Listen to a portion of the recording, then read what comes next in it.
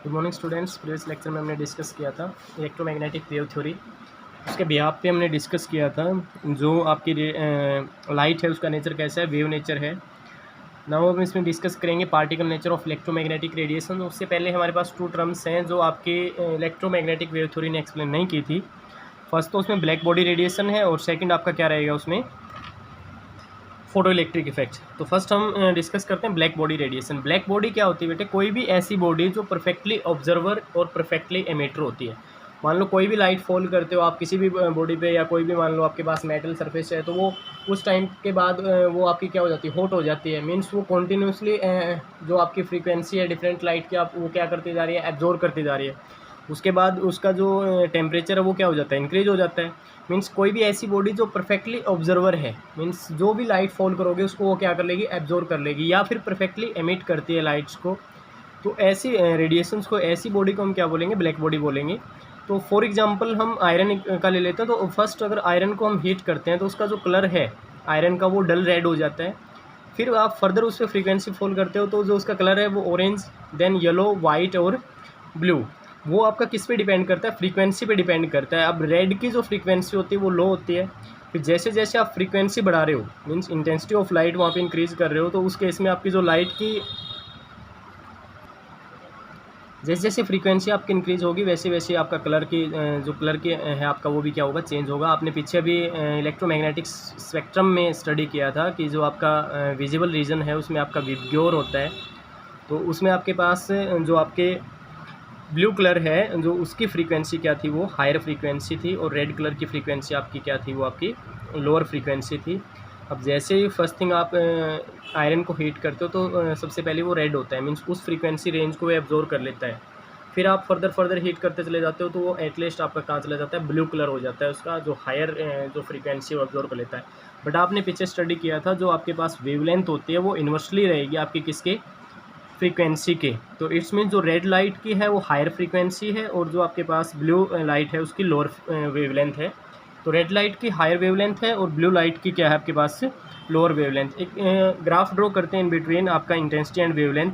तो जब वो ग्राफ ड्रॉ किया तो जैसे जैसे आप इंटेंसिटी इंक्रीज़ कर रहे हो वैसे वैसे वेवलेंथ इंक्रीज़ हुई, और एक पॉइंट आता है जो मैक्सिमम, जिसको हम लैम्डा मैक्स भी बोलते हैं। मैक्सिमम यहाँ पे आपकी क्या है, वेवलेंथ है। उसके बाद फर्दर अगर आप इंटेंसिटी इंक्रीज़ करते हो तो जो वैल्यू है आपकी वो क्या होती जाएगी, डिक्रीज़ होती जाएगी। सेम थिंग आपके आयरन के केस में हुआ था। सबसे पहले मैक्सिमम आपके पास क्या आती है, वेवलेंथ आती है, मीन्स रेड कलर आता है। फिर फर्दर अगर आप वेवलेंथ की वैल्यू इंक्रीज़ करते हो तो उस केस में आपके पास क्या हो जाता है, जो कलर है वो ब्लू आता है, मीन्स वेवलेंथ डिक्रीज़ हो जाती है। तो यहाँ से क्या ऑब्जर्वेशन हुई, जो एनर्जी है, आप एनर्जी प्रोवाइड कर रहे हो उसको बॉडी को, तो एनर्जी आपकी क्या है, वो इन्वर्सली प्रोपोर्शनल है आपकी किसके, वेवलेंथ की।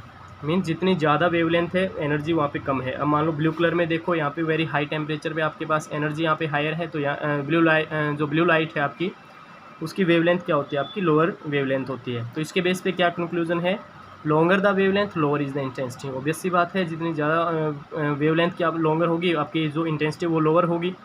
Shorter the wavelength higher the intensity, means wavelength अगर आपकी शॉर्टर है तो इंटेंसिटी आपकी क्या होगी, हायर होगी। As the intensity keep on increase, जैसे जैसे आप इंटेंसिटी इंक्रीज करोगे वेवलेंथ कीप्स ऑन शॉर्टर, ये तो आपने भी पीछे डिस्कस किया है।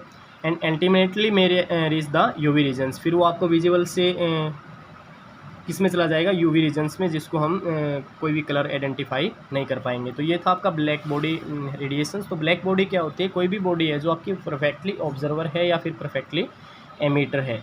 तो ये आप फॉर एग्जांपल हमने इसमें आयरन का एग्जांपल लिया है। तो फर्स्ट आप जैसे आयरन को हीट करते हो तो फर्स्ट उसका रेड कलर होता है, फर्दर आप हीट करते जाते हो तो वो ब्लू कलर हो जाता है। तो वो डिफरेंट फ्रीक्वेंसी को क्या करता है, अब्जॉर्व करता है। तो उसके बेस पे हमने ब्लैक बॉडी रेडिएशंस को एक्सप्लेन किया। बट अगर हम लाइट का वेव नेचर लेते हैं तो उस केस में जो ग्राफ है वो ऐसे आएगा, जो इंटेंसिटी अगर हायर है तो उस टाइम पे आपकी जैसे जैसे इंटेंसिटी डिक्रीज हो रही है वेवलेंथ आपकी क्या होती जा रही है, इंक्रीज होती जा रही है। बट ये वाला ग्राफ आपका लैम्डा मैक्स इसमें कभी नहीं आएगा। इट्स मीन्स आपका लाइट का है वो वेव नेचर नहीं हो सकता, उसमें कुछ ना कुछ आपका अदर नेचर भी रहेगा, जो पार्टिकल नेचर हो, जो later on Planck quantum theory से हम उसको डिस्कस करेंगे। नेक्स्ट अब हम इसमें डिस्कस करते हैं photo electric effect. Photo electric effect actually आपका क्या है कि एक्सपेरिमेंटल सेटअप है। इसमें हमने क्या लिया, एक ग्लास ट्यूब को लिया है, उसको ये इवैक्यूएटेड ट्यूब है, मीन्स उसमें कोई आपके पास कोई भी गैस प्रेजेंट नहीं है। उसमें मेटल सरफेस को फिक्स किया, वन साइड से टर्मिनल को बैटरी के साथ अटैच किया, अदर साइड से आपका एमीटर से अटैच किया, और एमीटर में आपकी डिफ्लेक्शन ऑफ करंट शो होगी। अब कोई भी सुटेबल फ्रीक्वेंसी हम फॉल करते हैं मेटल सरफेस पे, तो जैसे हम मेटल सरफेस पे लाइट फॉल करेंगे, फ्रीक्वेंसी किसी भी फ्रीक्वेंसी की लाइट फॉल करेंगे, तो वहाँ से आपका इलेक्ट्रॉन क्या होगा, इजेक्ट होगा। और जैसे यहाँ पे इलेक्ट्रॉन इजेक्ट होगा तो इलेक्ट्रॉन मूव करेगा आपका पॉजिटिव टर्मिनल के टुवार्ड्स, और जो आपका एमीटर है उसमें डिफ्लेक्शन शो होगी। इट्स मीन्स जो आपके रेडिएशंस हैं वो इलेक्ट्रॉन है उसका कैसा नेचर है, आपका पार्टिकल नेचर है। तो according to photo electric effect it is the phenomenon of ejection. Ejection means क्या होता है, सिंपल आपके पास अलग करना, मेटल सरफेस से इलेक्ट्रॉन को अलग करना, of electron when light of stable frequency fall on metal surface. Suitable frequency word यहाँ पे यूज हुआ है। सुटेबल मीन्स कुछ ना कुछ मिनिमम फ्रीक्वेंसी होगी जिस पे इलेक्ट्रॉन आपका इजेक्ट होगा, मेटल सरफेस से अलग होगा। जब आप मेटल सरफेस पे फॉल करोगे तो वो जो सुटेबल फ्रीक्वेंसी है वो आपकी क्या है, थ्रेशोल्ड फ्रीक्वेंसी आपके पास। Minimum frequency required to eject an electron, means कम से कम जो फ्रीक्वेंसी है रिक्वायर्ड है इजेक्ट एन इलेक्ट्रॉन। मान लो कोई भी आपके पास मेटल सरफेस है, उस पर आपका इलेक्ट्रॉन बाउंड है, तो कोई ना कोई एनर्जी तो उसको सप्लाई करनी पड़ेगी, उसके बाद ही इलेक्ट्रॉन आपका क्या होगा, इजेक्ट होगा, मीन्स उस सरफेस से आपका अलग होगा। तो वो डिफरेंट मेटल के लिए आपकी डिफरेंट रहेगी। तो ये तो है नहीं कि आपके पास जैसे आप उस पर फ्रीक्वेंसी फॉल करते हो इलेक्ट्रॉन तभी आपका इजेक्ट हो जाएगा। तो वो कुछ जो बाउंडिंग एनर्जी थी, आपकी बाइंडिंग एनर्जी थी, वो आपको क्या करनी पड़ेगी, फर्स्ट थिंग आपको रिमूव करनी पड़ेगी। और वो जब जो फ्रीक्वेंसी रिक्वायर्ड होगी उस फ्रीक्वेंसी को हम क्या बोलते हैं, थ्रेशोल्ड फ्रीक्वेंसी बोलते हैं। तो जो काइनेटिक एनर्जी है इलेक्ट्रॉन की वो डायरेक्टली प्रोपोर्शनल रहेगी फ्रीक्वेंसी के, मीन्स आप जितनी ज़्यादा आप फ्रीक्वेंसी की लाइट फॉल करोगे उतनी काइनेटिक एनर्जी इलेक्ट्रॉन की वो हायर होगी। अगर हम ग्राफ ड्रॉ करते हैं in between kinetic energy and frequency, तो ये ओरिजिन से आपका स्टार्ट नहीं होगा। इसका क्या रीज़न है, ये मिनिमम फ्रीक्वेंसी से स्टार्ट होगा जिसको हमने न्यू नोड से डिनोट किया है। मीन्स कोई भी आपके पास मेटल सरफेस है उस पर इलेक्ट्रॉन आपका बाउंड है, तो उस इलेक्ट्रॉन को आपके जो एनर्जी है उसको ब्रेक करने के लिए कुछ फ्रीक्वेंसी फॉल करनी पड़ेगी। तो वो जो ये फ्रीक्वेंसी आपकी वी नोड है, उसके बाद जो काइनेटिक एनर्जी और आपके पास फ्रीक्वेंसी का ग्राफ है वो क्या आएगा, आपका डायरेक्टली प्रोपोर्शनल रहेगा। तो according to photo electric effect अगर हम देखें तो फोटो इलेक्ट्रिक इफेक्ट आपका सिंपल है, कोई भी मेटल सरफेस है उस पर आपने इलेक्ट्रॉन को इजेक्ट करना है, मीन्स इलेक्ट्रॉन को रिमूव करना है या इलेक्ट्रॉन को अलग करना है उस सरफेस से। जब उस पर आप कोई लाइट फॉल करते हो सुटेबल फ्रीक्वेंसी की, तो उस टाइम पे आपका इलेक्ट्रॉन क्या हो जाएगा, इजेक्ट हो जाएगा। इस प्रोसेस को हम क्या बोलते हैं, फोटो इलेक्ट्रिक इफेक्ट। और फोटो वर्ड यूज़ हुआ है यहाँ पे, मीन्स लाइट के जब फॉल करते हो तभी इलेक्ट्रॉन आपका इजेक्ट होता है। तो फोटो मीन्स लाइट होती है आपकी, तो इसलिए इसको हम क्या बोलते हैं, photo electric effect. Electric means electron यहाँ से आपके क्या होते हैं, इजेक्ट होते हैं। तो ये आपका फोटो इलेक्ट्रिक इफेक्ट काफ़ी इंपॉर्टेंट है। नेक्स्ट है आपका इसमें प्लैंक क्वांटम थ्योरी। तो पीछे जो आपने इलेक्ट्रोमैग्नेटिक वेव थ्योरी पढ़ी थी उसके अकॉर्डिंग आपने क्या बोला था, जो रेडिएंट एनर्जी है, कोई भी सोर्स है आपके पास, वो कॉन्टीन्यूसली एनर्जी एमिट कर रहा है, बट उसको कॉन्ट्राडिक्ट किया किसने, प्लैंक क्वांटम थ्योरी ने। According to Planck quantum theory जो रेडिएंट एनर्जी है वो एमिट हो रही है डिसकॉन्टीन्यूसली, वो कॉन्टीन्यूसली फॉर्म में नहीं हो रही है, in form of small discrete packet of energy. छोटे छोटे पैकेट्स हैं एनर्जी के जिसको हम क्वांटम बोलेंगे या फोटोन बोलेंगे। तो स्मॉल स्मॉल फोटोन है आपके एनर्जी के, वो आपके क्या हो रहे हैं, एमिट है, बट कॉन्टीन्यूसली फॉर्म में आप वो एमिट नहीं हुए। तो अगर मैथमेटिकली इसको हम देखें तो जो एनर्जी है वो डायरेक्टली प्रोपोर्शनल फ्रीक्वेंसी के हैं, और प्रोपोर्शनैलिटी कांस्टेंट यहाँ से रिमूव करेंगे तो वो आपका क्या है, एच न्यू, और एच यहाँ पे आपका क्या है, प्लैंक कांस्टेंट। और जो एच की वैल्यू, कांस्टेंट क्या होता है, कोई जिसकी वैल्यू आपकी चेंज ना हो, तो 6.6 × 10⁻⁻34 जूल सेकेंड। तो ये जो एच न्यू है आपका, ये आपके क्या है, फोटोन है, क्वांटा है, जो एनर्जी के मीन स्मॉल पैकेट्स हैं जो डिसकॉन्टीन्यूसली फॉर्म में आपके एमिट हुए हैं। अगर n नंबर ऑफ पार्टिकल की बात करें तो इसमें जो एनर्जी है वो आपकी किसके इक्वल हो जाएगी, NH न्यू। और आपने पीछे रिलेशन स्टडी किया था आपका, जो frequency, wavelength and speed of light, तो वहाँ से जो फ्रीक्वेंसी की वैल्यू है आपके पास वो क्या है, c/λ। तो वैल्यू पुट करेंगे तो जो एनर्जी की वैल्यू आपकी क्या आएगी, वो hc/λ, वेयर जो h है आपका वो क्या है, प्लैंक कांस्टेंट है, c आपका स्पीड ऑफ लाइट है जो कांस्टेंट रहती है 3 × 10⁸ मीटर पर सेकेंड, और लैम्डा आपका क्या है, वेव लेंथ है। तो अब हम इसमें एक्सप्लेन करेंगे फोटो इलेक्ट्रिक इफेक्ट को यूजिंग क्वांटम थ्योरी। तो अकॉर्डिंग टू क्वांटम थ्योरी आपने स्टडी किया है, जो E आपके डायरेक्टली प्रोपोर्शनल है, एनर्जी आपके डायरेक्टली फ्रीक्वेंसी के, और वहाँ से E आप जो E की वैल्यू है, एनर्जी की वैल्यू आपकी किसके इक्वल है, एच न्यू के। अब कोई भी मेटल सरफेस है उसके ऊपर जो इलेक्ट्रॉन बाउंड है, तो जो टोटल एनर्जी होगी वो binding energy plus kinetic energy होगी। मीन्स इलेक्ट्रॉन बाउंड है किसी मेटल सरफेस पे, और जो काइनेटिक एनर्जी जिससे इलेक्ट्रॉन की क्या होती है, मूवमेंट होती है। अब ई किसके इक्वल है आपका एच न्यू, तो वैल्यू पुट कर देंगे H new. Binding energy H nu node, new node यहाँ पे न्यू नोड क्या है आपके पास, थ्रेशोल्ड फ्रीक्वेंसी है, मिनिमम फ्रीक्वेंसी है। मीन्स ये बाइंडिंग एनर्जी को ब्रेक करने के लिए जो एनर्जी रिक्वायर्ड होगी वो आपके पास क्या होती है, थ्रेशोल्ड फ्रीक्वेंसी। तो यहाँ पे हम क्या लेंगे, H nu naught plus kinetic energy.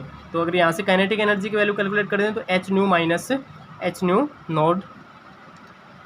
तो काइनेटिक एनर्जी की वैल्यू क्या आएगी, यहाँ से एच कॉमन है तो V minus V naught. V आपके पास क्या है, sorry V minus V naught है आपके पास। तो वी आपके पास क्या है यहाँ पे फ्रीक्वेंसी, और वी नोड आपके पास क्या है, न्यू नोड आपके पास क्या है, ये थ्रेशोल्ड फ्रीक्वेंसी। अब 3 केस राइजेज होते हैं। फर्स्ट केस क्या लिया, अगर न्यू आपका ग्रेटर देन है न्यू नोड से, तो उस टाइम पे जब वैल्यू पुट करेंगे, मीन्स ये वाली टर्म आपकी लार्जर है इसके कंपैरिजन में, तो जो काइनेटिक एनर्जी की वैल्यू है अल्टीमेटली आपकी पॉजिटिव आएगी, तो इलेक्ट्रॉन विल बी इजेक्टेड। तो उस कंडीशन में इलेक्ट्रॉन आपका इजेक्ट होगा। मीन्स आप जो फ्रीक्वेंसी फॉल कर रहे हो मेटल सरफेस पे वो हायर है as compare to threshold frequency, तो ऑब्वियस सी बात है वहाँ से इलेक्ट्रॉन आपका क्या होगा, इजेक्ट होगा। सेकंड केस क्या हो सकता है आपका, अगर न्यू आपकी किसके इक्वल है, न्यू नोड के इक्वल, तो उस केस में आप जैसे वैल्यू पुट करेंगे तो यहाँ से काइनेटिक एनर्जी की वैल्यू क्या आएगी आपकी, 0 आएगी। मीन्स वहाँ पे इलेक्ट्रॉन आपका इजेक्ट नहीं होगा। थर्ड केस में आपका पास क्या पॉसिबिलिटी है, आपकी जो न्यू की वैल्यू है वो लेस देन न्यू नोड है। मीन्स जो इलेक्ट्रॉन बाउंड है वो जो एनर्जी है, और आप जो लाइट की जो स्टेबल फ्रीक्वेंसी जो उस पर फॉल कर रहे हो वो लेस है किसके कंपैरिजन में, थ्रेशोल्ड फ्रीक्वेंसी कंपैरिजन में। तो वहाँ पे काइनेटिक एनर्जी की वैल्यू क्या आएगी, नेगेटिव आएगी। तो उस केस में आपका इलेक्ट्रॉन इजेक्ट नहीं होगा। तो ये था आपका photo electric effect and black body radiations and Planck quantum theory. तो इसके बेस पे जो आपका लाइट का नेचर है वो एक्सप्लेन कर दिया कि पार्टिकल नेचर है वो कैसे एक्सप्लेन किया। अगर ब्लैक बॉडी रेडिएशंस की बात करें तो कोई भी बॉडी है आप उसको कॉन्टीन्यूसली लाइट फॉल कर रहे हो तो वो डिफरेंट फ्रीक्वेंसी को एब्जॉर्व करता जाएगा, और डिफरेंट फ्रीक्वेंसी को जैसे जैसे एब्जॉर्व करेगा तो वो डिफरेंट कलर आपके शो करेगा। एंड जो आपका सेकंड फोटो इलेक्ट्रिक इफेक्ट है, अगर आप किसी भी मेटल सरफेस पे सुटेबल फ्रीक्वेंसी की लाइट फॉल करते हो, मीन्स आपके पास quantum of energy means photon of light आप फॉल करते हो मेटल सरफेस पे, तो उस केस में आपके पास क्या होता है, इलेक्ट्रॉन क्या हो जाता है, इजेक्ट हो जाता है। और जो इलेक्ट्रॉन इजेक्ट होता है तो उससे उसमें जो आपका एमीटर है उसमें डिफ्लेक्शन शो होती है इसमें। और जो इलेक्ट्रॉन का नेचर है वो कैसा है आपका, पार्टिकल नेचर है। तो इस बिहाफ पे हमने बोल दिया कि जो आपके पास इलेक्ट्रोमैग्नेटिक रेडिएशंस है उसका ड्यूल नेचर है, मीन्स वेव नेचर भी है और पार्टिकल नेचर भी रहेगा। तो ये था आपका। नेक्स्ट अब हम इसमें डिस्कस करेंगे बोर मॉडल। अगर यहाँ तक कोई प्रॉब्लम है तो आप मैसेज कर सकते हो। थैंक यू बेटा।